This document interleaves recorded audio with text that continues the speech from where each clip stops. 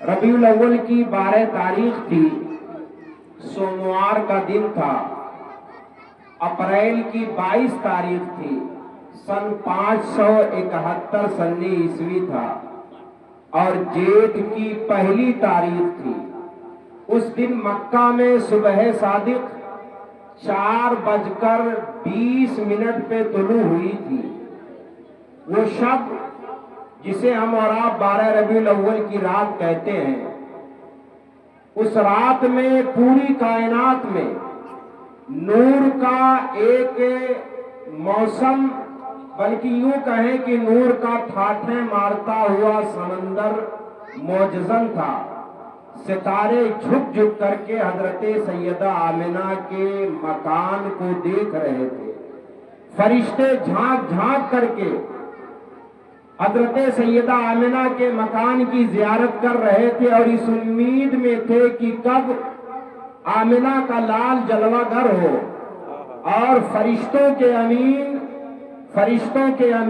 فرشتوں کے سردار حضرت سیدنا جبریل علیہ السلام انہیں لے کر کے پوری کائنات کو زیارت کا شرف بخشیں، پوری کائنات کو دیدار کرائیں۔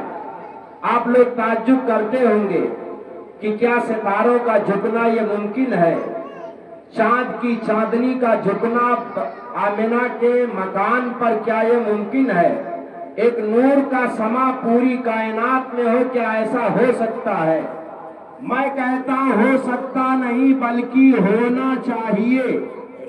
اگر ہمارے اسٹیٹ کا مکھ منتری کسی علاقے میں جاتا ہے، ہمارے ملک کا پردھان منتری اور وزیر اعظم کسی علاقے میں جائے، تو آپ دیکھتے ہوں گے کہ اس علاقے کے ماحول میں ایک ہلچل سی پیدا ہو جاتی ہے، صفائی ستھرائی کا، آرائش و زیبائش کا، لائٹوں کا، یہاں تک کہ جو راستے جن پر کبھی جھاڑو نہیں لگتا تھا، ان راستوں پہ بھی آپ دیکھتے ہوں گے کہ ایک طریقے سے استقبالیہ بینر اور پرچموں سے اس راستے کو بھر دیا جاتا ہے۔ جہاں جہاں سے مکھ منتری یا وزیر اعظم کا گزر ہوتا ہے، استقبالیہ بینر آپ کو نظر آتے ہیں۔ تو جہاں بھی کوئی ایسا مہمان جاتا ہے، یہ تو دنیاوی شان و شوکت کے حامل لوگوں کا استقبال ہے کہ وہ جس علاقے میں جاتے ہیں اس علاقے کی جو ٹھہری ہوئی زندگی ہے، اس زندگی میں ایک حرکت پیدا ہو جاتی ہے۔ ربیع الاول کی 12 تاریخ کو ایک علاقے کا مکھ منتری نہیں، پردھان منتری نہیں، بلکہ پورے جہان کا تاجدار آ رہا ہے، اللہ کا محبوب آ رہا ہے۔ جب ایک دنیاوی شان و شوکت کے حامل آدمی کے استقبال کا یہ حال ہے کہ وہاں پہ سڑکوں کو سجایا جاتا ہے، برقی قمقموں کا انتظام کیا جاتا ہے، راستوں پہ لائٹیں لگائی جاتی ہیں، اور لگانے والے دنیا کے لوگ ہوتے ہیں جن کی طاقت و قدرت ایک محدود دائرے میں ہوتی ہے، اور یہاں پہ آنے والا کسی ایک علاقے کا مالک نہیں بلکہ دونوں جہان کا مالک آ رہا ہے، کونین کا تاجدار آ رہا ہے۔ اور استقبال کے لیے پروردگار عالم نے فرشتوں کی بارات، ستاروں کی انجمن کو زمین پر اتار دیا ہے۔ بلند آواز کی سبحان اللہ۔ کیا ماحول رہا ہوگا بزرگوں اور دوستوں؟ ایسا لگ رہا تھا کہ صرف مکہ نہیں، صرف عرب نہیں، بلکہ کائنات کے ذرے ذرے کو الہام ہو گیا تھا کہ آج اللہ کا محبوب آنے والا ہے۔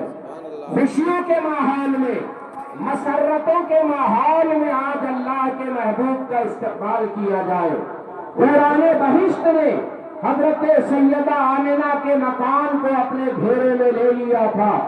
حضرت سیدہ آمنہ ارشاد فرماتی ہے، جب ایسے مواقع آتے ہیں، کہیں بھی ماں اور بہنوں کو ولادت کا وقت آتا ہے، تو اس وقت ان کے خاندان کی کچھ عورتیں موجود ہوتی ہیں، لیکن میرے مکان میں اس وقت کوئی خاندان کی عورت موجود نہیں تھی۔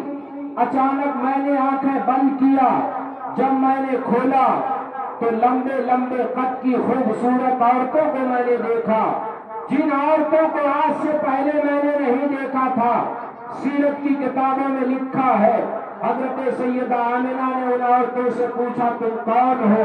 کسی نے جواب دیا ہم حضرت حوا ہیں، کسی نے کہا ہم حضرت آسیہ ہیں، کسی نے کہا ہم حضرت مریم ہیں۔ گویا کی پروردگار عالم نے میرے نبی کی والدہ ماجدہ کی خدمت کے لیے حضرت حوا، حضرت آسیہ، حضرت مریم اور حوران بہشت کی کو اللہ تعالیٰ نے میرے سرکار کے والدہ کی خدمت کے لیے بھیج دیا تھا۔ سبحان اللہ۔ حضرت عبد المطلب کی جوان سال بیوہ بہو حضرت سیدہ آمنہ کا سادہ سا مکان، کوئی تاج محل نہیں تھا، کوئی بنگلہ نہیں تھا، بلکہ دنیا کے سارے بنگلے اس مکان کے عظمت و شرف پہ قربان ہوں، جہاں پہ اللہ کا وہ نور چمکا، ازلی نور، ابدی نور، وہ نور چمکا جس نور کو قسام اعظم نے، پروردگار عالم نے محمد رسول اللہ کا نام دیا۔ میرے اعلیٰ حضرت ارشاد فرماتے ہیں جس سہانی گھڑی چمکا طیبہ کا چاند، جس سہانی گھڑی چمکا طیبہ کا چاند، اس دل افروز سعادت پہ لاکھوں سلام۔ بہار کے کالی میں مولانا جید القادری میں ارشاد فرماتے ہیں 12ویں کی صبح کو آیا ایک ایسا انقلاب، 12ویں کی صبح کو آیا ایک ایسا انقلاب، دیکھتے ہی دیکھتے دنیا پہ چھایا انقلاب، دیکھتے ہی دیکھتے دنیا پہ چھایا انقلاب، ایک عجوبہ، ایک انوکھا، ایک نرالا انقلاب، ایک عجوبہ، ایک انوکھا، ایک نرالا انقلاب، مذہب اسلام کی صورت میں آیا انقلاب، مذہب اسلام کی صورت میں آیا انقلاب، اور لاکھ سے زائد پیغمبر بھی نہ کس کو لا سکے، سرور کونو مکان لائے و تنہا انقلاب، سرور کونو مکان لائے و تنہا انقلاب، اور خاک کے ذروں کو ہم دوشے سریا کر دیا، جس مورخ نے بھی لکھا اس کو لکھا انقلاب۔ یہ تو میرے سرکار کا میلاد نامہ ہوا، تبدیلی کیا ہوئی؟ ملاحظہ فرمائے، بلند آواز کرے سبحان اللہ۔ 12 ربیع الاول کو وہ نبی تشریف لایا جن کے آنے سے نہ صرف یہ کہ حضرت آمنہ کو خوشی ملی، آج ہم کیوں خوشی مناتے ہیں؟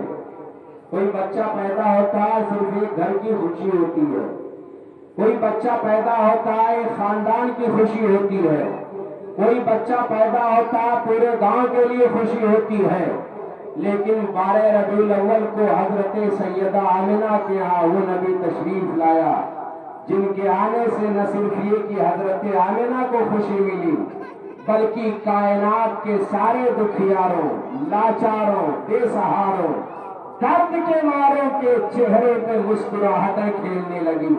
یہ خوشی صرف ایک گھر کی خوشی نہیں تھی، بلکہ یہ خوشی پورے جہان کی تھی، پورے کائنات کی تھی۔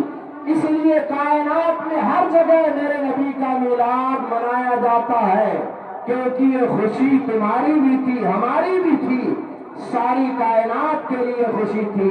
مشہور جماعت اہل سنت کے مشہور عالم دین حضرت علامہ مفتی احمد یار خان نعیمی رحمت اللہ علیہ ارشاد فرماتے ہیں نصیب چمکے ہیں فرشیوں کے کہ عرش کے چاند آ رہے ہیں، نصیب چمکے ہیں فرشیوں کے کہ عرش کے چاند آ رہے ہیں، جھلک سے جن کی فلک ہے روشن وہ شمس تشریف لا رہے ہیں، جھلک سے جن کی فلک ہے روشن وہ شمس تشریف لا رہے ہیں، اور نثار تیری چہل پہل پر ہزاروں عید ہے ربیع الاول، اے ربیع الاول تیری عزت و حرمت پر ایک عید نہیں بلکہ ہم ہزاروں عیدیں قربان کر رہے ہیں، نثار تیری چہل پہل پر ہزاروں عید ربیع الاول، سوائے ابلیس کے جہاں میں سبھی تو خوشیاں منا رہے ہیں۔ بلند آواز کرے سبحان اللہ۔ اور قابل مبارکباد صاحب خانہ، یہ شعر ان کی نظر کرتا ہوں، زمانے بھر کا یہ قاعدہ ہے کہ جس کا کھانا اسی کا گانا، زمانے بھر کا یہ قاعدہ ہے کہ جس کا کھانا اسی کا گانا، تو نعمتیں جن کی کھا رہے ہیں انہیں کی محفل سجا رہے ہیں، تو نعمتیں جن کی کھا رہے ہیں۔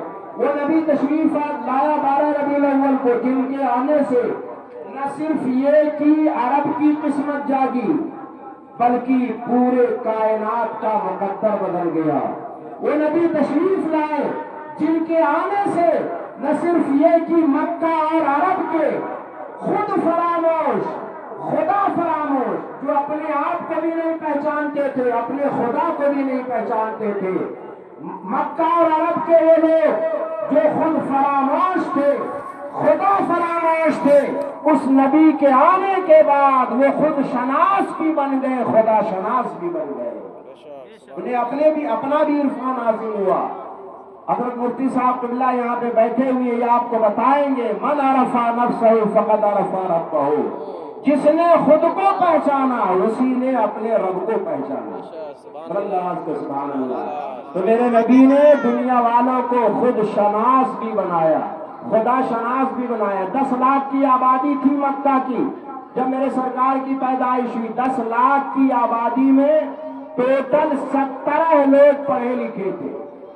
آپ بتائیں، سوچیں ذرا جہالت کیسی تھی اس وقت، جو الٹریسی کیسی تھی اس وقت، لوگوں کے اندر جہالت کیسی تھی۔ ہاں، ان کے اندر شراب، کباب، قتل و غارت گری، ایک دوسرے سے لڑنا، ایک دوسرے سے جنگ کرنا، ناچ نغمے، بے حیائی، بے پردگی، یہ ساری چیزیں عام تھیں۔